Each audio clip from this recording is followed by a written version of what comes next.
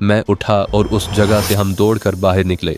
मेरी टांग खून से लाल हो गई थी, पतलून में कई सुराख हो गए थे। यहाँ से मगरमच्छ के दांत मेरी टांग में उतरे थे, लेकिन मैंने ये देखा कि दांत गहरे नहीं उतरे थे। मगरमच्छ के दांत बहुत खौफनाक होते हैं, उनसे तो मेरी टांग का कीमा हो जाना चाहिए था, मगर जख्म गहरे नहीं थे। मुझे बाद में पता चला था कि मगरमच्छ के दांत खाने के इस्तेमाल में नहीं आते, उनसे वो शिकार को सिर्फ पकड़ने का काम ले सकता है। शिकार को मुंह में जकड़कर पानी में ले जाता है। जब शिकार मर जाता है तो उसे पानी से बाहर लाकर रख देता है। अगर शिकार बड़ा हो, जैसा मैं था, तो उसे कीचड़ में दबा देता है। जब जिस्म गलने सड़ने लगता है तो उसे चबाता नहीं बल्कि निगल लेता है। अगर शिकार छोटा हो तो फौरन निगल लेता है। ये तो बाद की बात है। उस वक्त जब मगरमच्छ के दांत मेरी टांग में उतर गए थे, मैं कहता था कि मगरमच्छ मेरी टांग खा गया है। मैंने अपनी कमीज का नीचे वाला हिस्सा फाड़ा और टांग पर कसकर बांध दिया। अहमद अली ने अपनी कमीज फाड़ी और मेरी टांग पर बांध दी। उसने कहा कि बंगाल की आबो हवा ऐसी है कि जख्म निहायत मामूली हो और उसकी मरहम पट्टी ना की जाए तो इसमें पीप पड़ जाती है। फिर उसका जहर जिस्म में फैलने लगता है, जो इंसान की मौत का बाइस बनता है। मेरे जख्म अगर गहरे ज़्यादा नहीं तो मामूली भी नहीं।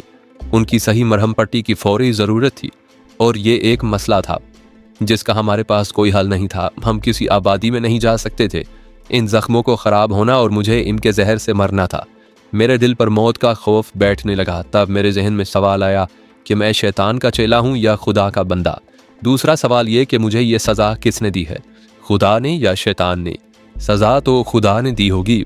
मैंने शैतान को तो नाराज़ नहीं किया था। मौत से तो इंसान उस वक्त डरता है जब ये सामने आ जाती है। इससे पहले तो इंसान इस खुश फहमी में मुब्तला रहता है कि कब्रिस्तान दूसरों के लिए हैं और वो जनाजे पढ़ने के लिए पैदा हुआ है। खुदा उस वक्त तौबा कबूल नहीं करता जब आखिरी घड़ी आ जाती है। दर्द ने मुझे कुछ और सोचने ना दिया। मैंने देखा कि अहमद अली भी परेशान हो गया था। उसने कहा कि तेज़ चलो, अब कहीं नहीं रुकेंगे। दर्द बर्दाश्त करो, शायद हमें कोई वारदात करनी पड़ेगी।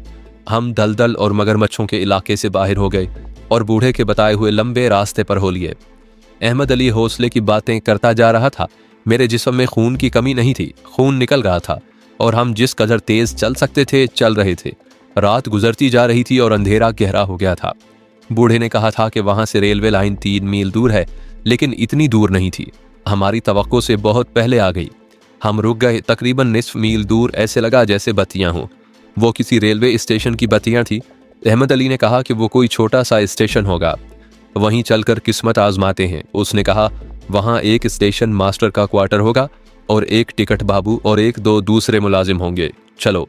हम रेलवे लाइन के साथ चल पड़े। रास्ता हमवार था, इसलिए जल्द ही स्टेशन पहुंच गए। अहमद अली खामोश हो गया था। मुझे दर्द बेहाल कर रहा था।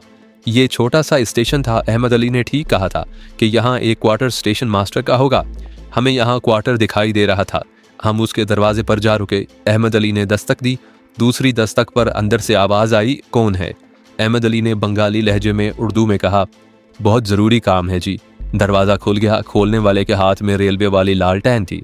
अहमद अली ने राइफल की नाली उसके सीने पर रखकर कहा, हम तुम्हें लूटने नहीं आए, अंदर चलो, हमें कुछ नहीं चाहिए। इसके यानी मेरे ज़ख्मों की मरहम पट्टी करनी है, फिर हम चले जाएंगे। वो बंगाली नहीं था। उसने बड़ी साफ उर्दू में बात की। सहन में खड़े होकर उसने कहा, मैं पहले ही एक जुल्म का शिकार हो चुका हूँ। मुझ में और जुल्म सहने की हिम्मत नहीं।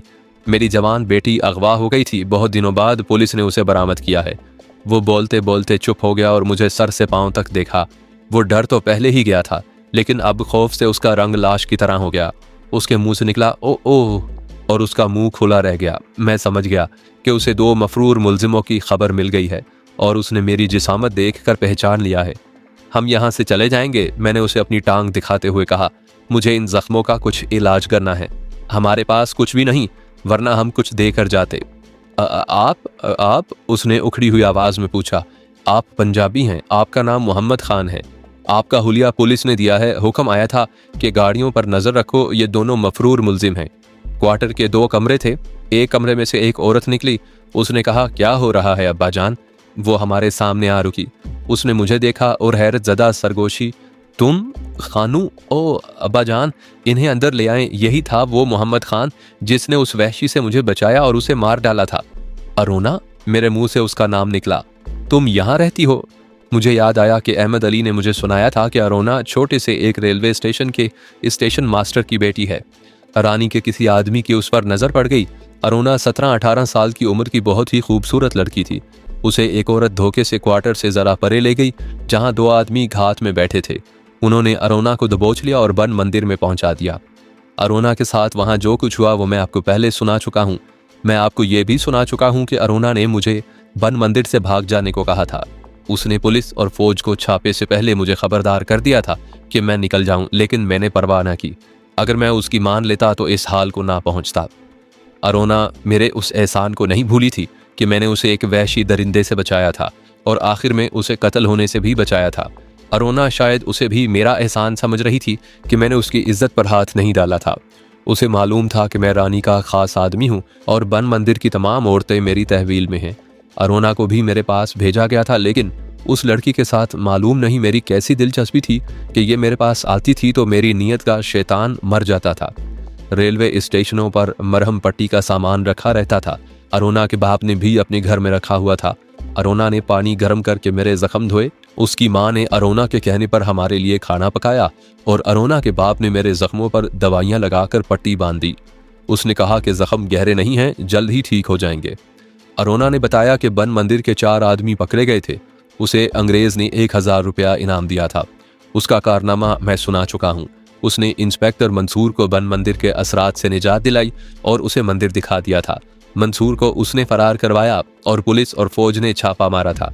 पुलिस उस खुफिया जगह तक भी पहुंच गई थी जहां मुझे ले जाकर सोने और रकम से भरे हुए बॉक्स दिखाए गए थे। ये खजाना अंग्रेज अफसर ले गए थे। अरुणा को पुलिस ने 2 दिन अपने पास रखा और उसका बयान लिखा था। रानी को पुलिस हेडक्वार्टर में ले गए थे। मेरी बेटी जब वापस आई तो आप जानते हैं कि अगवा की हुई लड़की के माँ बाप को कैसे कैसे ख्यालात आते हैं, अरुणा के बाप ने कहा। लेकिन इसने जब मुझे अपनी कैद की कहानी सुनाई तो मुझे बहुत इत्मीनान हुआ। ये बार बार आपका नाम लेती थी। इसने मुझे सुनाया था कि आप ना होते तो ये बेआबरू हो जाती और वहीं कहीं खुदकुशी कर लेती। अरुणा अहमद अली को इतना ही जानती थी कि उसने एक बार वन मंदिर के करीब रानी के पास बैठे देखा था। अरुणा के बाप ने उसे कहा कि अखबार ले आए। वो दूसरे कमरे से 2 अखबार उठा लाई। दोनों बंगाली जबान के थे। दोनों के पहले सफ़ों पर मेरी और अहमद अली की तस्वीरें थी। अरुणा के बाप ने बताया कि अखबार में लिखा है कि पुलिस ने वन मंदिर नाम के एक कदीम और वीरान मंदिर पर छापा मारकर डाकुओं, बर्दा फरोशों और हुकूमत के खिलाफ काम करने वाले दहशत पसंदों के एक गिरोह का अड्डा पकड़ा है और गिरोह को तोड़कर उसके कई आदमियों को पकड़ लिया है। उस गिरोह में निहायत खूबसूरत औरतें भी थीं जो पकड़ ली गई हैं।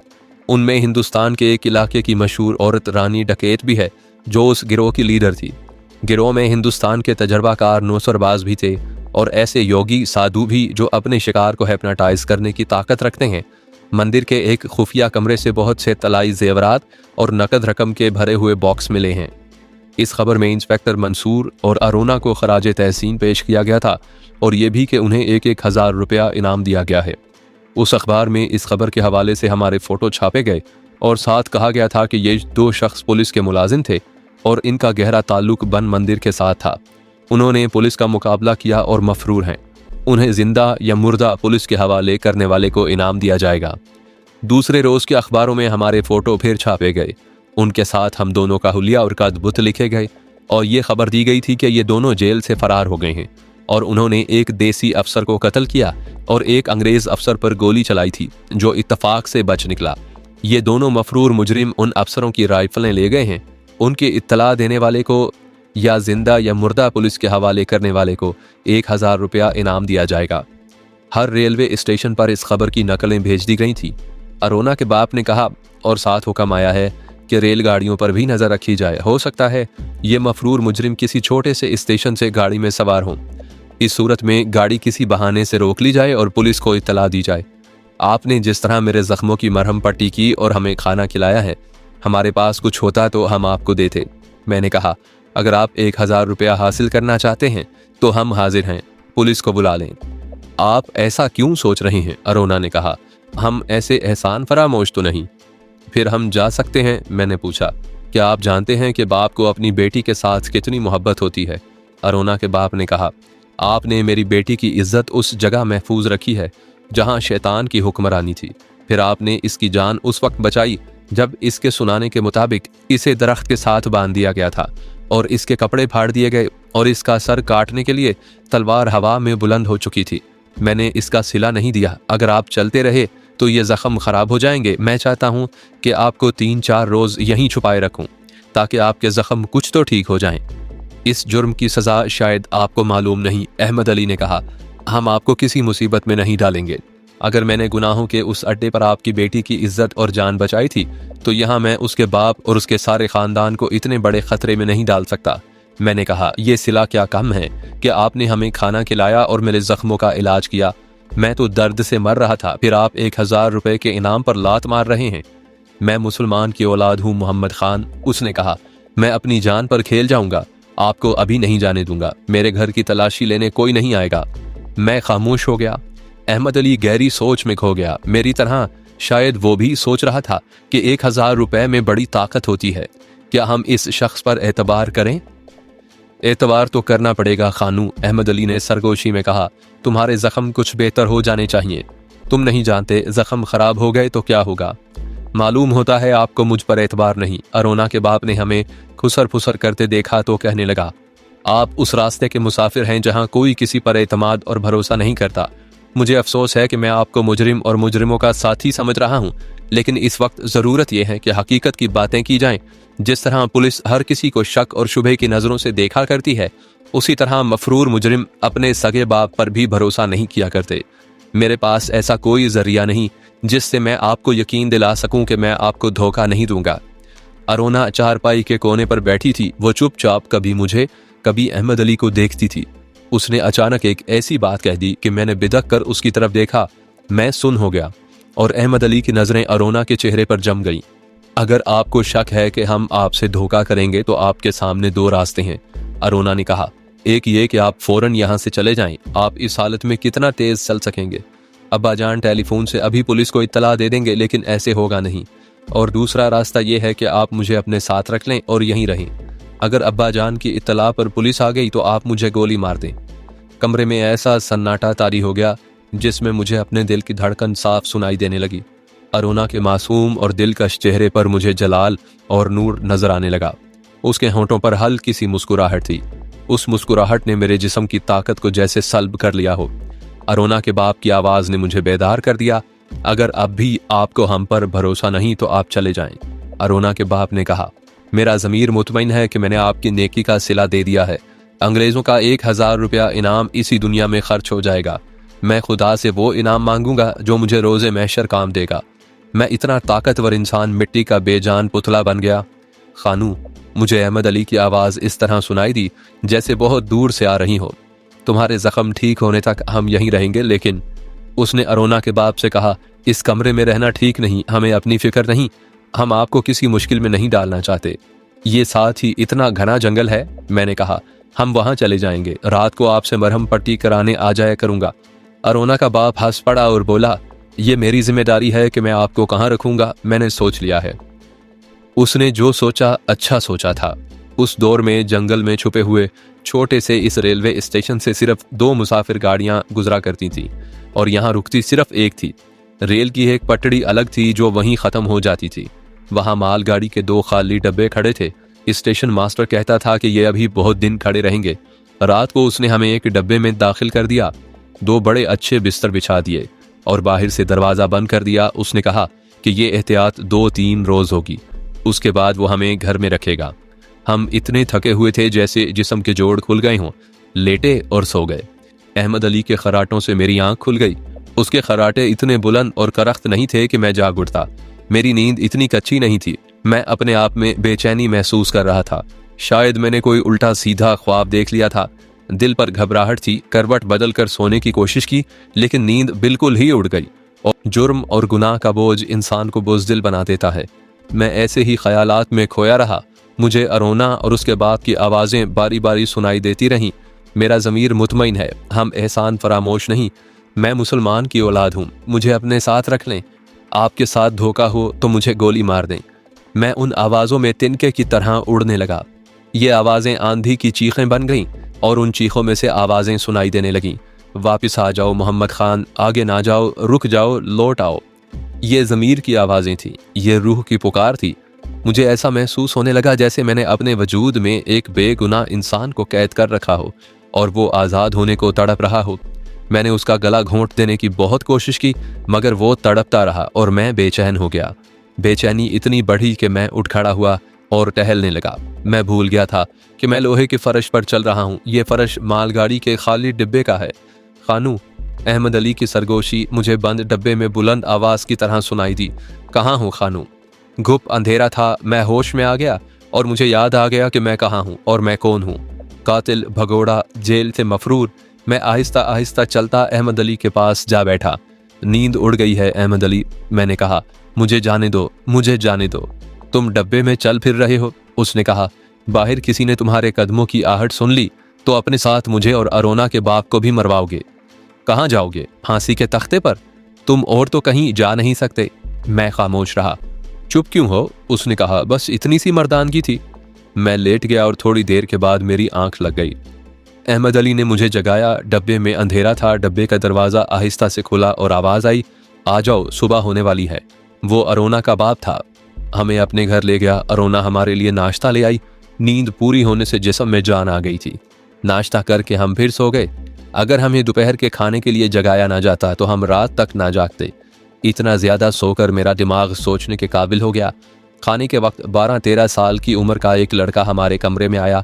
उसे हम पहली बार देख रहे थे। ये अरोना का भाई हलीम था। अरोना की तरह खूबसूरत। वो हमारे साथ फौरन बेतकल्लुफ़ हो गया। हमें जानते हो हम कौन हैं? अहमद अली ने उससे प्यार से पूछा। अब्बा जान और बाजी, अरोना ने मुझे बता दिया है कि आप कौन हैं, हलीम ने जवाब दिया। उन्होंने कहा है कि कोई कैसा ही लालच क्यों ना दे, कोई जान से मार देने की धमकी दे, ये नहीं बताना कि ये 2 आदमी यहाँ हैं या तुमने इन्हें देखा है।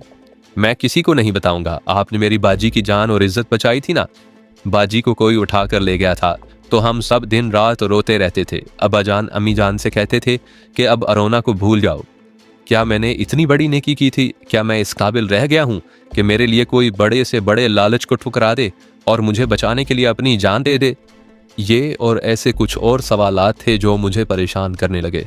मैं ऐसी दलदल में फंस गया था कि मैं महसूस तो करता था लेकिन समझने की अहलियत नहीं थी। आज जब उम्र की कश्ती साहिल पर आन लगी है और मेरी जवानी इतनी दूर पीछे रह गई है कि मैं अब तसव्वुरात में ही यादों के सहारे उस तक पहुंच सकता हूं, मैं सब कुछ समझने के काबिल हो गया हूं। कोई किताब पढ़े बगैर जिंदगी का, नेकी और बदी का फलसफा बयान कर सकता हूं, मगर अब फहमो फरासत किस काम की। इतना सा इत्मीनान जरूर है कि गुजरे हुए वक्त की रेत पर अपने नकूशे पा छोड़ आया हूं।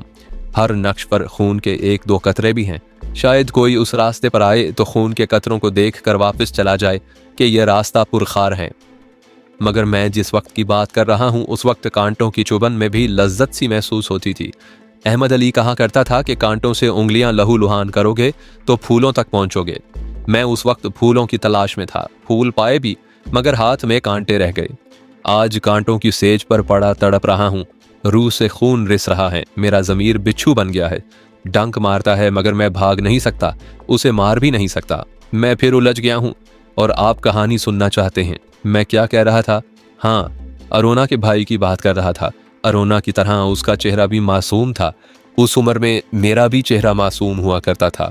उस उम्र में हर इंसान का चेहरा मासूम हुआ करता है, मगर मासूमियत नाजुक से फूल की तरह ख्वाहिशात और हालात की तमाज़त से मुरझा जाती है। कोई रहबर ना मिले तो ऐसा ही होता है। मासूमियत अरोना की तरह धोखे में अगवा हो जाती है। मैं वो इंसान हूँ जिसने अपने आप को खुद अगवा किया था। मैं अपने आप को ढूंढ ना सका क्योंकि मेरा हुलिया बदल गया था। अरोना का भाई जिसकी उम्र 12-13 बरस थी, मुझे बहुत अच्छा लगा। मैंने उसे घसीट कर अपने बाजुओं में ले लिया। 3 दिन और 3 रातें हमारा मामूल यही रहा। दिन अरोना के घर गुजरता और रात मालगाड़ी के डब्बे में। एक रोज़ बंगाली अखबारों में फिर हमारी खबर छपी। हम दोनों के फोटो भी छपे। हमें जिंदा या मुर्दा पुलिस के हवाले करने वालों के लिए 1000 रुपये का ऐलान भी छपा और साथ लिखा था कि दोनों मफरूर मुजरिम अभी चिटागांव के इलाके में ही हैं और इस इलाके की नाकाबंदी कर ली गई है। खबर के आखिर में यह भी लिखा था कि इन खतरनाक मुजरिमों को जो पनाह देगा उसे सजाए मौत दी जाएगी। अहमद अली ने यह खबर पढ़कर मुझे सुनाई और हंसकर बोला, अंग्रेज़ों का दिमाग खराब हो गया है। क्या इस इलाके की नाकाबंदी की जा सकती है? ज़्यादा से ज़्यादा ये होगा कि घुड़सवार पुलिस इस इलाके में गश्त पर रहती होगी। पुलिस जो कुछ भी कर रही है उसे करने दो अहमद अली, मैंने कहा। हमें उन लोगों की फ़िक्र करनी चाहिए जिन्होंने हमें पनाह दे रखी है। अगर यहाँ पकड़े गए तो अरोना का बाप फांसी चढ़ जाएगा। हमें निकल जाना चाहिए, मैं जख्मों में बहुत आराम महसूस कर रहा हूँ। 2 दिन और, अहमद अली ने कहा। अगर जख्मों में जरा सी भी कसर रह गई तो इनमें पीप पड़ जाएगी। अरोना का बाप हर रोज मेरे जख्म साफ करके मरहम पट्टी करता था।